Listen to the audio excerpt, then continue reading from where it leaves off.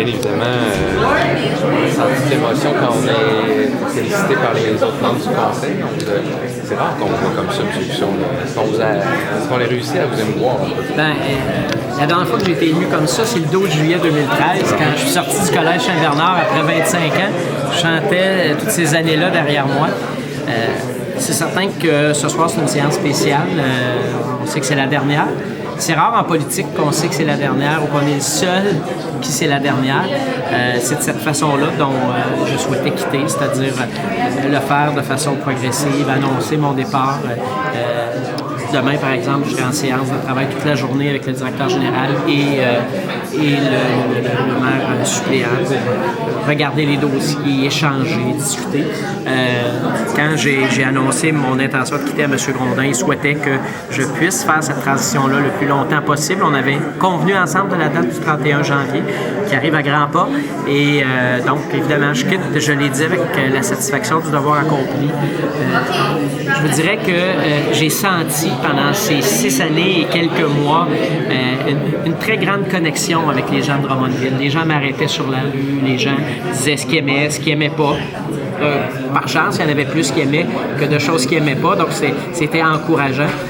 Mais les gens de Drummondville ont beaucoup de respect, je vous dirais la très grande majorité, parce que ça peut arriver que des fois des gens l'échappent un petit peu, mais la très grande majorité des gens de Drummondville ont énormément de respect pour leurs élus. Et ça, c'est pas comme ça partout. Le respect, ça se mérite, ça se gagne. Et je pense que la façon dont les élus travaillent de façon générale avec la population et inversement fait qu'il y a cette belle relation, cette façon positive de travailler autour de la table du conseil. Moi, j'aurais pas pu travailler dans une ambiance de chicane, de partisanerie, puis etc. Et là-dessus, aujourd'hui, évidemment, c'est une journée spéciale. Il y a plusieurs journées spéciales qui s'en viennent. Je suis dans la valse des dernières et je reçois des gens qui m'envoient des petits mots et tout ça, et ça me touche.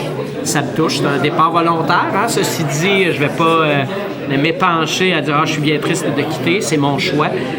La décision de quitter en 2021, elle était prise depuis longtemps.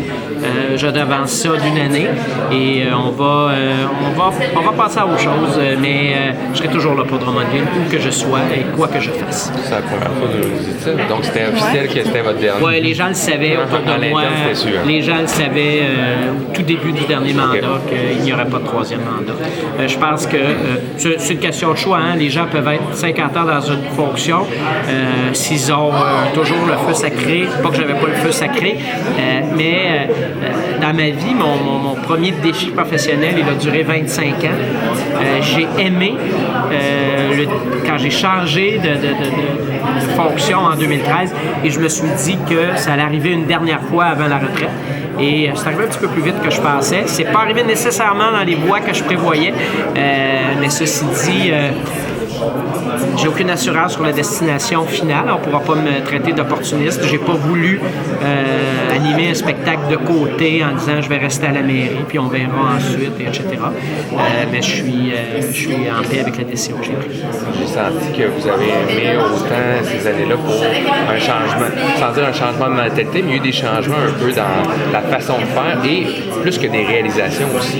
Écoutez, je vous avoue qu'hier soir, quand j'ai commencé à prendre des notes sur ce qu'on avait fait au cours des dernières années, moi je suis un gars d'action, je suis un gars qui aime les défis, qui compte pas ses heures, etc.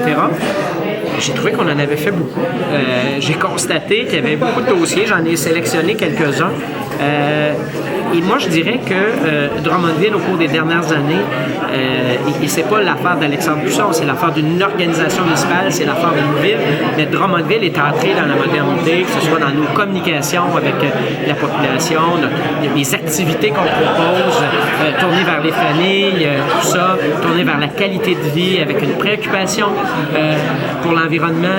Je pense que ça, au cours des dernières années, ça a été la marque de commerce du Conseil. J'en suis convaincu que ça va continuer dans ce sens.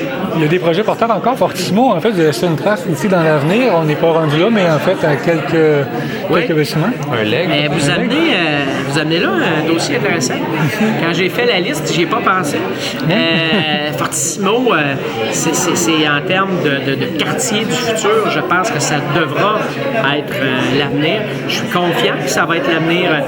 Ça va prendre quelques années encore, hein, parce que c'est un projet majeur. Je suis pas triste dans la mesure où je le savais en 2017 que ce projet-là ne serait pas terminé en 2021, qu'il serait en fonctionnement, en développement. Ça va être extraordinaire. Moi, je souhaite et j'espère que Drummondville sera une ville modèle avec ce quartier-là, que les gens en parleront, et rapportera des prix, que ça sera souligné, parce qu'on travaille avec les meilleurs. Drummondville travaille avec les meilleurs dans ce dossier-là.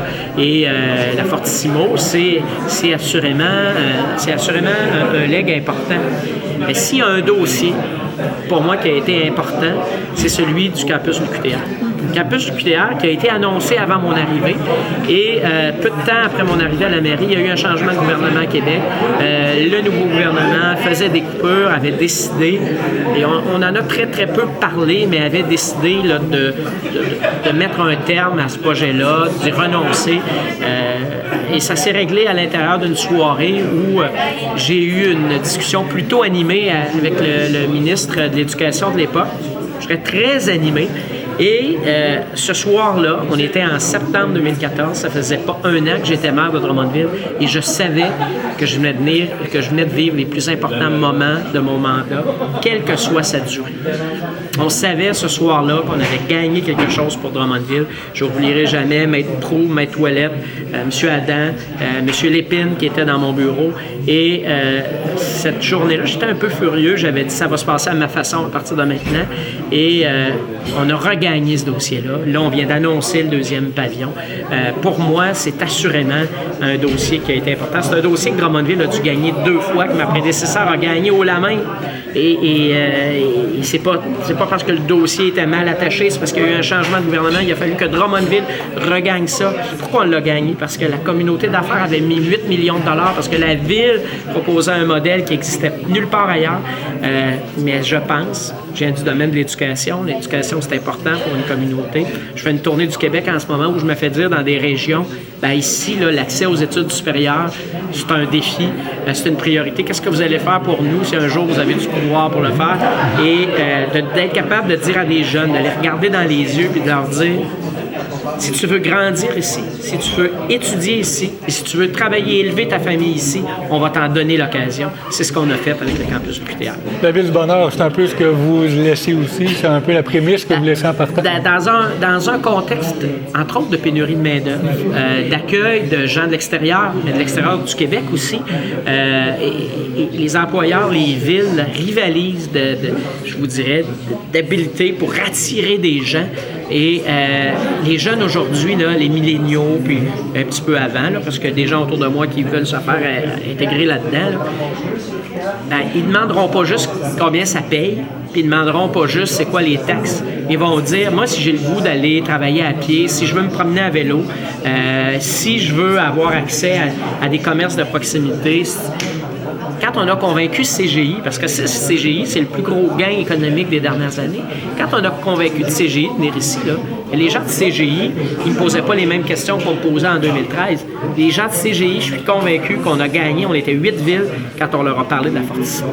Parce qu'eux autres, ils savaient que les jeunes qui veulent professionnels, qui veulent attirer à Drummondville, c'est la qualité de vie, c'est la priorité. Alors, on peut bien dire, c'est la ville du bonheur, des fois on attend après le train, puis des fois il y a ci, puis des fois il y a ça. Il y a des grands savants drummondvillois qui raillent cette idée de ville du bonheur, mais ultimement, c'est ça qu'on veut, créer du bonheur pour notre monde. On veut que les gens soient heureux. Qu'est-ce que ça rapporte à la famille de la 7e Avenue quand s'installent des entreprises ici? Moi, ça m'a toujours intéressé. Puis je suis intéressé d'amener les entreprises, mais pas créer de la richesse pour 3-4 personnes, créer de la richesse pour une communauté, pour une collectivité. Ça, c'est important pour moi et ça sera toujours important pour moi. En terminant, quelques mots, pour moi, pour mon côté, je ne parlerai pas pour mes collègues, mais un mot pour les citoyens. En fait, après autant de mandats, 2 semaines maintenant. Bien, merci. Le seul mot qui me vient en tête, c'est merci. J'ai été heureux. J'ai eu du plaisir dans mes fonctions. Je travaillais fort, mais j'ai surtout été heureux et merci à tout le monde. Merci aux gens des médias. Je voulais le faire ici avec vous dire à quel point pour moi ça a été important d'être disponible, de nous assurer que nos équipes soient disponibles parce que vous êtes des alliés dans le sens où pas des alliés qui doivent répéter n'importe quoi, n'importe comment si ça n'a pas d'allure, mais des alliés pour transmettre l'information aux gens. L'information régionale, quelle qu'en soit la forme, est extrêmement importante. et il faudra en assurer le développement parce que c'est beau Radio-Canada, puis c'est beau TVA, mais ça vaut jamais les nouvelles qu'on a à la radio le matin, qu'on peut voir en ligne ou dans notre journal qu'on reçoit chaque semaine. C'est extrêmement important et si vous n'étiez pas là, on n'entendrait pas parler de ce qui se passe chez nous. Donc, bravo, merci pour votre travail. Pour les, dans le fond, prochaine semaine, même pas 2 prochaines semaines, c'est quoi qui est dans votre agenda? Exemple, séance de travail avec mes collègues pour la transition. Je serai également des rencontres à la MRC avec des jeunes mercredi après-midi. Une de mes dernières activités, le 31, va être au centre Frédéric Georges Herriot pour une inauguration là, en lien avec des œuvres d'art. J'ai comité exécutif de la Société de développement économique, atelier de travail du conseil, comité exécutif. Alors là, on a un agenda bien chargé avec des fois des petits déplacements en soirée pour d'autres défis. Puis dimanche, dans le fond, ça peut être une grosse journée aussi. Dimanche, ça va être une grosse journée à Québec. OK, parfait. Merci à vous. Bonne soirée.